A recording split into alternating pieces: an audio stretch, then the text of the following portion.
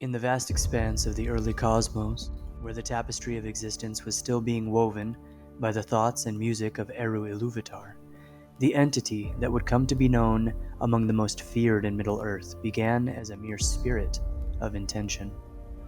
This spirit, Mairon, was distinguished by an extraordinary aptitude for creation and a compelling desire for order. Qualities that initially aligned him with the benevolent purposes of the Ainur, the divine beings shaped from Iluvatar's thoughts.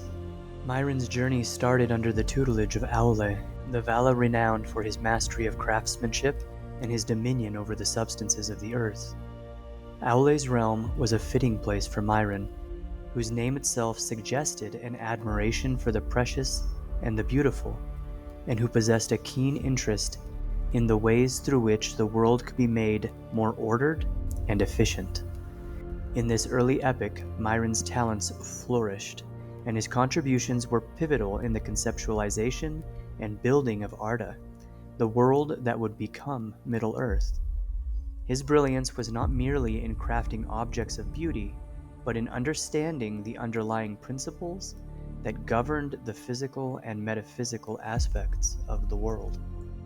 However, Mairon's passion for order and perfection began to sow the seeds of his eventual downfall. His pursuit of these ideals became increasingly dogmatic, leading him to believe that a more authoritarian approach was necessary to achieve the harmony he envisioned for Arda. It was a belief that made the promises of Melkor, the most powerful and persuasive of the Ainur who had turned to darkness, particularly seductive to Mairon. Melkor, who had begun to weave his discord into the music of the Ainur, presented a vision of Arda that resonated with Mairon's deepest convictions. Melkor spoke of a world where order prevailed, unmarred by the chaos he claimed was inherent in Iluvatar's creation.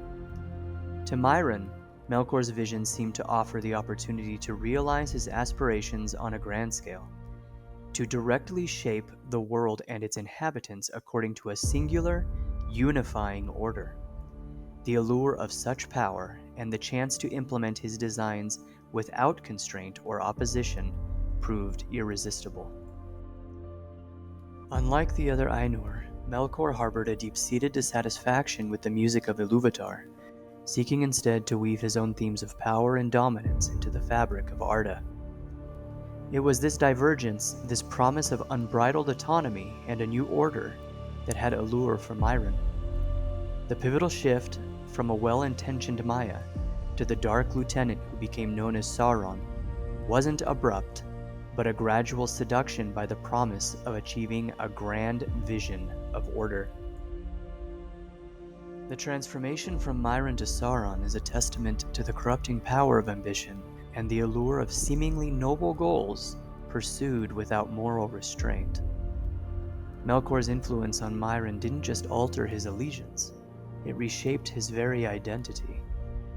Mairon's exceptional skills in crafting and creation, once devoted to the enrichment of Arda, were now lent to the service of Melkor's malice. Under Melkor's tutelage, Sauron's talents were twisted for darker purposes, leading to the forging of instruments of domination and control, such as the chains of Angband, that would later bind Melkor himself. This seduction culminated in Mairon's complete forsaking of his original purpose and name, adopting Sauron, a moniker that would become synonymous with deceit and terror in Middle-earth. Sauron became Melkor's chief lieutenant, not merely through submission, but through a shared vision of the world, a world under their dominion. As Sauron's allegiance to Melkor deepened, so too did his involvement in the Dark Lord's schemes against the Valar and the free peoples of Middle-earth. Sauron's intelligence and cunning made him an invaluable asset in Melkor's war for supremacy. His mastery of manipulation and deceit was instrumental in Melkor's early victories, and his ability to corrupt and twist the wills of others became a hallmark of his influence. In the time when the two lamps illuminated the young world, Arda was a place of primeval beauty, untouched by the shadow of conflict. It was during this era that Sauron, having pledged his allegiance to Melkor, began to reveal the depths of his malevolence. With the destruction of the lamps by Melkor, the world was plunged into darkness, a symbolic precursor to the age of strife that Sauron would help usher in.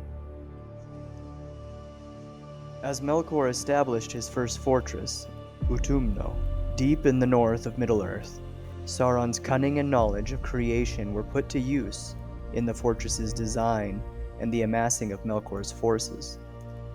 Sauron, embracing his role as Melkor's lieutenant, became instrumental in the corruption of Arda. His contributions to the building of Angband, a secondary fortress, and later the heart of Melkor's realm, showcased his architectural genius twisted for dark purposes. Angband was not merely a military stronghold, but a symbol of the shadow that Melkor and Sauron cast over the world.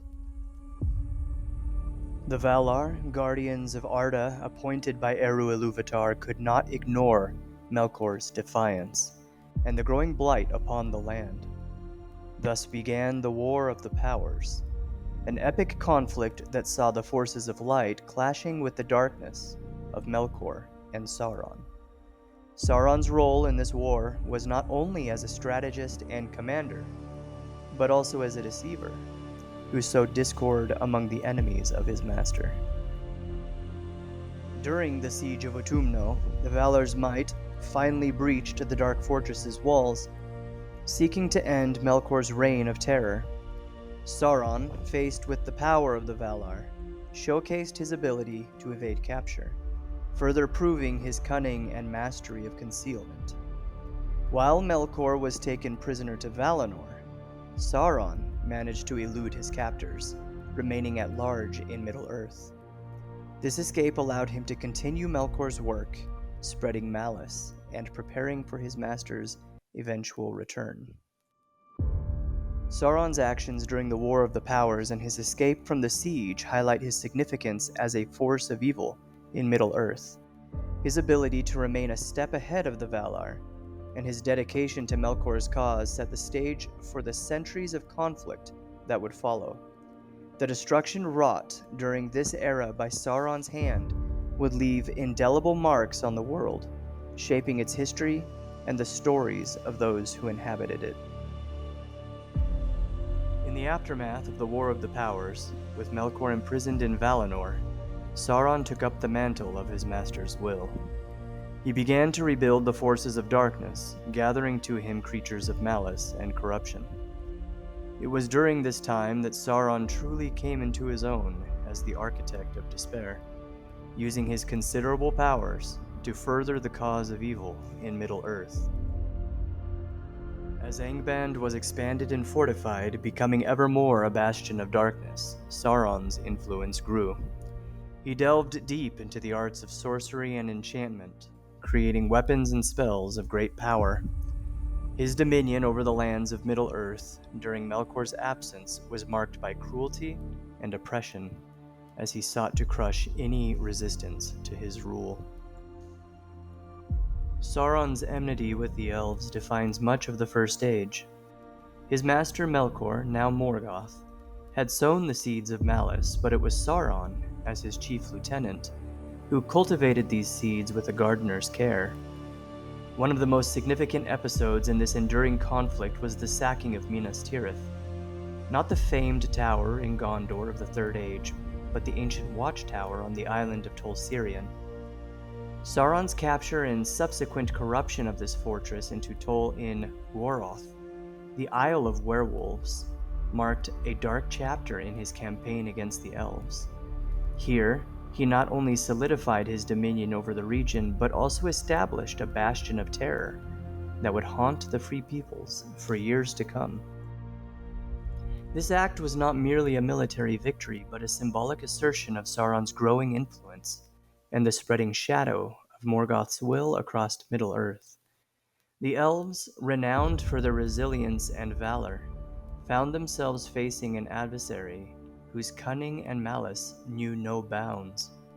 Sauron's strategic acumen and mastery of dark sorcery allowed him to challenge the elves on multiple fronts, from the hidden valleys of Beleriand to the mist-shrouded forests of Doriath. However, Sauron's seeming invincibility faced its greatest challenge not from an army or a mighty prince, but from the love and courage of two remarkable individuals: Beren, a mortal man, and Luthien, an elf maiden of incomparable beauty and power. Their quest to retrieve a Silmaril from Morgoth's crown led them to confront Sauron in his stronghold of Tol Angband. The defeat of Sauron by Luthien and Huan, the Hound of Valinor, is a testament to the power of love and fidelity over despair and domination. Sauron, for all his might and dark wisdom, found himself outmatched by Luthien's enchantments and Huan's valor. His loss of Minas Tirith, and with it a significant foothold in Beleriand, was a blow to his prestige and a crack in the facade of his invulnerability. This defeat also underscored a crucial weakness in Sauron. For all his planning and power, he could be undone by the unforeseen and the unpredictable, by courage and sacrifice that defied logic. The culmination of the First Age came with the War of Wrath, a cataclysmic conflict that saw the forces of the Valar descend upon Middle-earth to confront Morgoth and his legions. Sauron's role in this war was significant, yet as the tides turned against the Dark Powers, he found himself facing a choice that would define his future. As Morgoth was cast into the void, Sauron chose to surrender to Eonwe, the herald of Manwe, seeking pardon for his deeds. Sauron's surrender, however, was, of course, fraught with duplicity. While he presented himself as repentant, his pride and desire for dominion remained unquelled. When faced with the prospect of returning to Valinor to face judgment, Sauron fled, disappearing into the shadows of Middle-earth to nurse his malice and plot his return to power. This decision to escape rather than face the consequences of his actions set the stage for his resurgence in the Second Age, laying the groundwork for the continued struggle against the forces of light. The First Age of Middle-earth was an era defined by the clash of titanic forces, of heroism facing down the specter of absolute despair. Sauron, in his wars against the elves, his confrontation with Beren and Luthien, and his actions during the War of Wrath, emerged as a pivotal figure whose legacy would endure long after the age had passed. His story is one of ambition, fall, and the relentless pursuit of power, a narrative that echoes through the ages as a warning of the dangers posed by unchecked desire and the corrupting influence of absolute power. And so concludes today's video, Explorer. We hope you liked it and will venture on and explore our library. We invite you to subscribe to our channel to join our fellowship.